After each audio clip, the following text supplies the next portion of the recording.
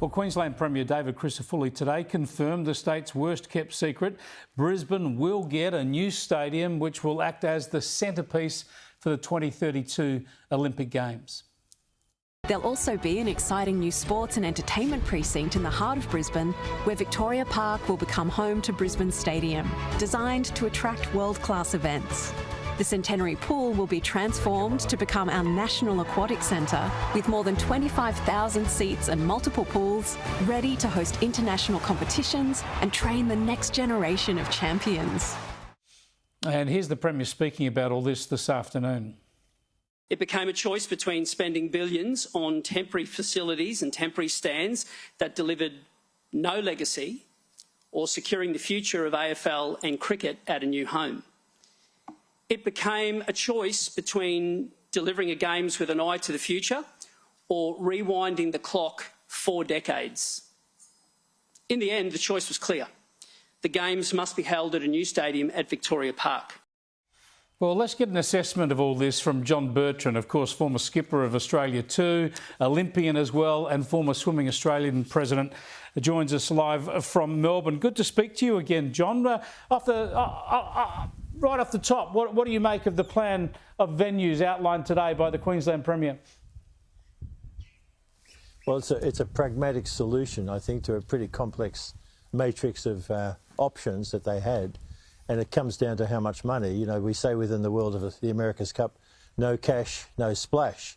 You know, you've got to be able to make stuff happen with the, the amount of money that you've got. I very much like the new stadium, the new National Aquatics, clearly, close to my heart, being former president of Swimming Australia, the new Aquatic Centre.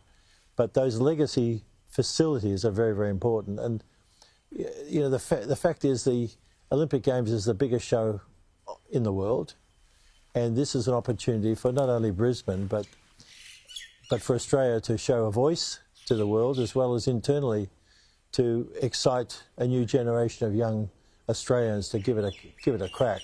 So, generally, I think the solution that's rolled out is good, and they've got to get on with it. There's not a lot of time. They've got to start building all these facilities. Exactly. They have got enough time. It would have been better if they started already, but they need to get cracking. I'll come back to swimming in a moment, but the stadium is the big controversy. And to me, that's the big winner, though, because as a Melburnian, you'll know what it's like to have footy and cricket at the MCG close to the city. Adelaide and Perth get that now as well, and you have other major events and concerts there.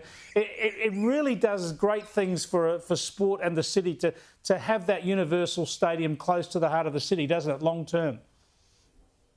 Yes, as they say, build facilities and people come. Build great facilities. And we see that over in Perth, for example, with the Optus Stadium. And yes, you're right. Adelaide's been fired up with the way they've done the Adelaide Oval and the facilities around it, and the restaurants and so on. And it's a go-to place now. Adelaide's really doing very, very well. So I think, again, building, what we call a legacy facility in Brisbane, close to the CBD, which is a big, big deal, to be able to have, even real estate to be able to do that, is a long-term win for, obviously, for the city of Brisbane. Absolutely. Now, with swimming, there was talk about another proposal, another Greenfields proposal, really, but they've gone with the Centenary Pool, turning that into a national swimming centre. It sounds like you're pretty happy with that plan. I think a 25,000-seat main pool, but a series of pools there. I was talking to Robbie Woodhouse, who's the CEO of Swimming Australia today, obviously getting his opinion on it. He's over the moon. He thinks it's great. It's a great opportunity to set the stage, really, in his words, for the next 50 years of young people aspiring to be higher, further and faster, the Olympic idiom. Yum. And this is a world-class facility, not only swimming, but, we're talking about the other aquatic sports as well. Of course, yeah. And that's, it bodes well. It's great. And also, interestingly enough, we've got the facilities up north with Sundays and Townsville, for sailing facilities, and that will showcase the country to the world. Those facilities. I wanted to finish on that. As an Olympic medalist yourself in sailing, give us a sense of what it would be like to do Olympic level sailing in the gorgeous location of the Whitsundays, and also give us a sense of the vibe you think Queensland will be able to deliver, because I still remember like it was yesterday the friendliness and enthusiasm of Sydney, and I would have thought Queenslanders could just about top that. Well, you know, this is not only for Brisbane and Queensland, it's for the country. And us Aussies do it really well. And yeah, you're right, the friendly games, 2000 Olympics, people were blown away.